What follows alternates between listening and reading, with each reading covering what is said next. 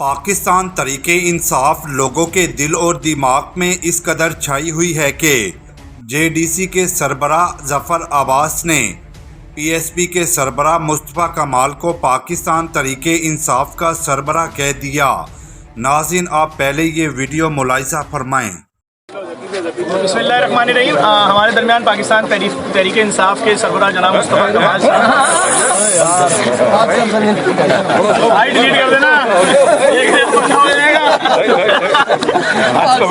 Delete कर देना भाई, लाइव डिलीट कर दे। आप ही मजाक उड़ेगा, मेरे को उड़ेगा। 1 2 कर देगा। दूसरी जानिब पाकिस्तान को तबाह करने के बाद जनरल बाजवा अपनी फैमिली के साथ दुबई के शॉपिंग मॉल में मज़े कर रहा है, जबकि पाकिस्तान को बचाने वाला इमरान खान मौत की चक्की में बंद जिंदगी और मौत की लड़ाई लड़ रहा है।